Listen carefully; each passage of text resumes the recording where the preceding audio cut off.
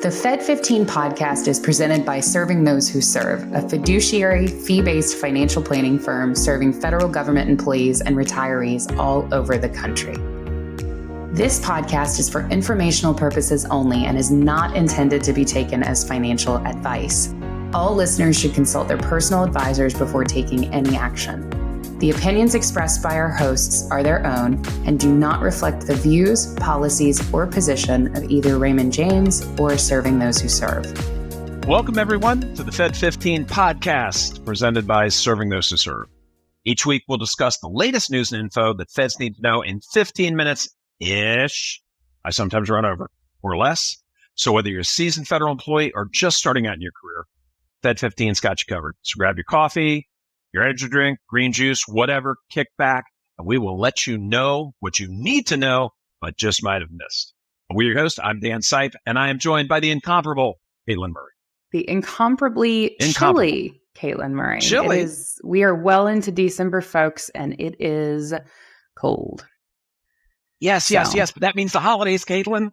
It's that true. means the holidays are coming. That means going to see Christmas lights and hot chocolate and all the fun stuff. And down in your neck of the woods, you have a very, very cool thing taking place, a luminaria with Christmas folks and things like that. Well, come on, dish.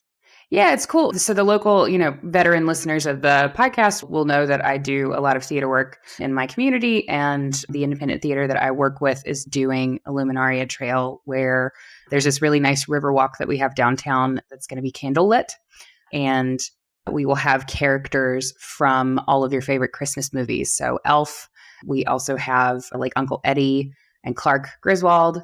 Oh, 100%. Yeah. Can't not have them. Got the Grinch. Big fan of that guy. So it should be a really, really nice time. And by the way, my neck of the woods is in Southern Virginia, near Danville, Virginia, for any of our, because I know we have feds all over the country. So if you're local. I might be getting in a car based on your answer to this question. Yeah. Okay. Are you going to have Buddy from Deck the Halls? I want my house to be visible from space. I don't know. I don't know if he's on the list. So, but if he's not, I can always look at adding him for next year. It's a good one. There you go. That's one that just bulldozed its way into my top 5, along with Daddy's Home 2. If only for John Cena saying, when they start playing, do they know it's Christmas? Yeah. This is my favorite song in the whole world. I'll play it in August. I don't care. Hey, man, my favorite Christmas movies, Die Hard, Gremlins. You can't go wrong. Oh, well, yeah. Die Hard is a Christmas movie. I have a sweatshirt that says so. It says Jingle All the Yippee-Ki-Yay. So there you go. It's a Christmas movie. Very cool. Very cool. So, Katelyn, I'm sure folks would love to hear 15 minutes of us just riffing on Christmas movie stuff, or they might want to hear about some of the cool things you wrote about this week. So what you got? They might. They just might. Well, this week, Dan's going to talk a bit about TSP. I'm going to talk a bit about FEHB. If you follow our blog at STWServe.com, you will know that we have been kind of doing a series called FEHB Highlights. And basically, what our team at Serving Those Who Serve has been doing is going through the FEHB handbook. It's very dense, folks. There's lots and lots of information here. As a result, this article is actually the 6th piece in that series, but it is important information, particularly with open season and all of that kind of going on.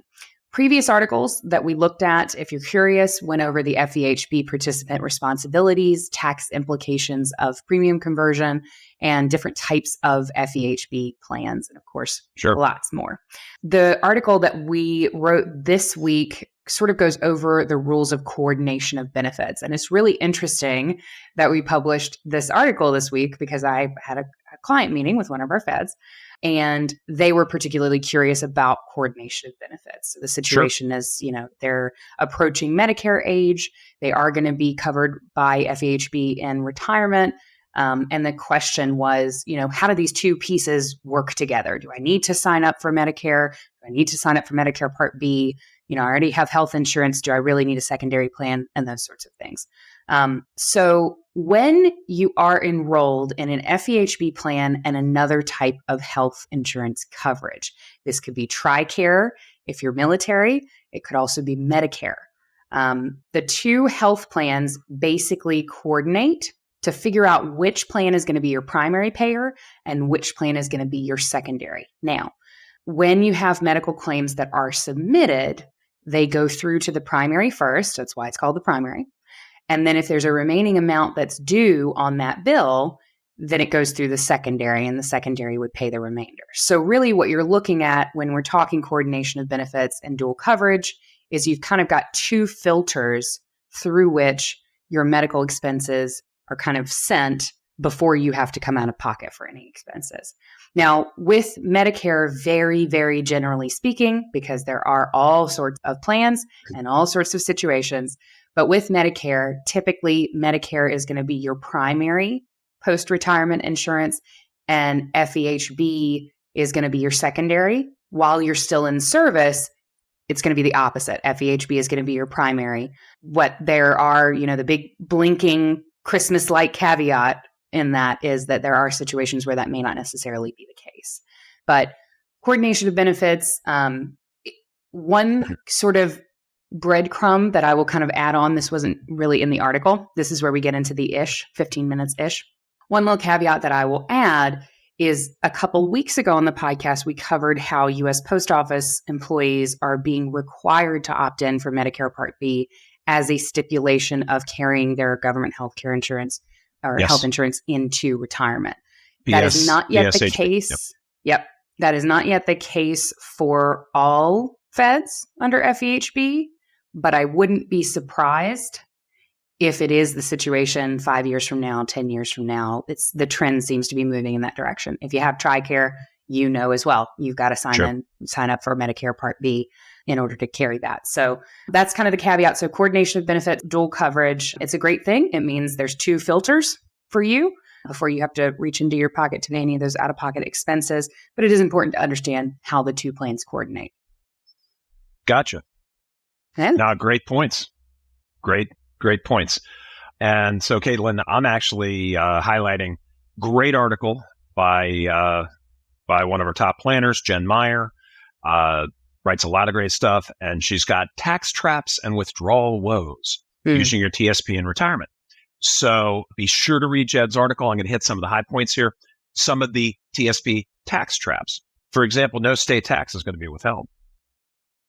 If you find that out later rather than sooner, that could be a nasty surprise for you. Another one might be a little bit obscure, but you don't have the ability to do a qualified charitable distribution from TSP. Now, what's that?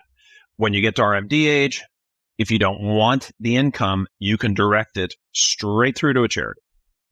Unfortunately, can't do that in TSP. This one is a little bit of caveat emptor. If you have a military TSP and a civilian TSP, don't necessarily rush to combine them, especially if you served in a combat zone, because a chunk of that military TSP is going to be tax-free. Mm-hmm. And if you mix it with your civilian, all that record keeping is gone. So you don't want that to happen. Another one is TSP will do automatic RMDs when you get to that RMD age. That may or may not be the best thing for you. For example, if you have multiple IRAs, you can pick and choose where you want to take your full RMD for the year from a particular IRA. But if you've got IRAs in a TSP and you say, oh, I've got a bunch of things out here in cash, I'll just use that this year. That's great. But surprise, if you haven't taken your RMD from TSP, they're going to send it to you. So just important to understand that.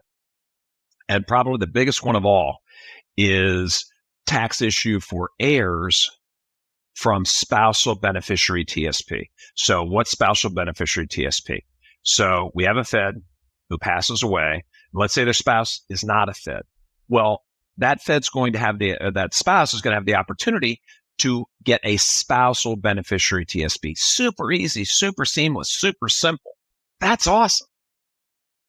But if that spouse passes away with that money within that TSP, the kids are going to get the money lump sum, fully taxable all at once, no opportunity to even turn it into a 10-year stretch. So these are some things that if you don't know about them, can cause a problem for you or yours. So those are the tax traps. Now, the withdrawal was, Katelyn, let's do an improv role play. Let's do it. Love a bit of improv. So you're going to be the financial advisor. Okay. I'm going to be the client. Okay. Okay. So I'm going to call you up and say, hey, Katelyn, this is Dan. I need to take a withdrawal from my IRA because we're finally putting that deck on the back of the house. Mm-hmm. And so, Katelyn, I'm going to need about $15,000 for the down payment. Can you gross that up, withhold the taxes, and send it to me? You do that, Katelyn? So first of all, this is why improv is never fun with me for an advisory role, because we're going to talk about where else we could pull that money where it's every dollar is not taxable. Parameters. However, there is no other place. However, Dan loves when we play these improv games. But however, the issue that we're going to run into there is, depending on when your bills due, there may be a significant delay on pulling those funds out of the TSP. Folks learned this last year and the year before with the website overhaul. Now you just became TSP on me. You were supposed to be financial advisor. You're supposed to be the advisor at XYZ. Gotcha. Okay, so we'll flip it. Oh, I wasn't the TSP rep. Oh, okay. So you asked me for the money for your deck. Okay, and I'm going to say, hey, no problem, Katelyn. I'll do the liquidations. We'll do the holding, and we'll ACH it right to your account. 3-day turnaround. You're going to say thanks. Yeah. Well, then you come back to me 2 days later and say, hey, Dan, my contractor told me if I pay the whole thing right now, he'll knock 20% off of it. Mm. And I say, Katelyn, that's a great deal. How much do you need? You tell me. I process it with all the taxes, send it to you. You're good to go. So you're happy, right? Yeah, very happy. Now, if I'm TSP and that same thing unfolds, I take care of you on the first one, but you come back 2 days later, you know what I have to tell you? Nope. You got to wait 30 days. Yep. And so there's plenty of places to do this, folks. There's plenty of employer-sponsored plans that have these type of restrictions. So I'm not just bashing TSP, but maybe I spent too much time in the consumer service business. But, hey, can I have my money? Yeah. Come back in 30 days is not something that sits right with me. Yeah. So I consider that to be a bit of a withdrawal woe. Right. Okay. And the other one from Jen's article is the pro rata rule wrinkles. And that's a mouthful. So here's the thing. If you've got a properly allocated TSP and you pull money out, it's going to come from every single fund that you have, whether that's the best time for that to happen or not. So, for example, let's go back to 2009. Equity markets had just taken a huge hit, but bond markets had double-digit rates of return. So our folks, for example, with our practice, if they needed money, we took it from the bond side. If you're doing that with TSP, you're not going to be able to say, give it to me from F, give it to me from G. Right. You're going to take it from everything. And I can hear the phones ringing right now. Dan, you're going to rebalance? Yes. But that's not the same. Right. And what happens if you forget? Yeah. Okay. And I know you won't forget. Nobody ever forgets. Nobody has anything else going on in the history of life. Yeah. Okay. So I consider that's a big one, folks. It seems it's a little bit of a difficult concept to kind of grasp if you're not like weird advisor brain like Dan and I, but it is a big one. You don't ever want to be selling from a fund that's already down, especially if there's somewhere else in the portfolio you can go to sell from what's up. It's a lack of nimbleness with the TSP. Big withdrawal woe there. Yep. And again, we put these articles out not to bash anything. We don't put things out to lionize anything. We put it out so you know how things work. Yeah. Because forewarned is forearmed. And you're less likely to get tripped up if you know these things. That's what we do.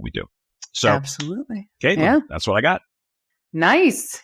Good articles this week. Lots of good information there on STWServe.com. Well, I believe that is all the time that we have for today, but you know that we will be back next week to bring you all of the latest updates that you need in order to make informed decisions about your career and financial well-being as a Fed. And be sure to subscribe to this podcast on our YouTube channel and Spotify. Hit that subscribe button so you never miss an episode. And please remember to share it with your friends and colleagues. Absolutely. Sharing with your friends is one of the best ways that you can help us out. And the best thing about it is that it's totally free. For more information on the topics covered in today's show and more, of course, be sure to check out our blog. That website address is blog.stwserve.com. While you're there, you can subscribe to our newsletter, The Weekly Serving, to get all of the latest news for feds delivered straight to your inbox every week.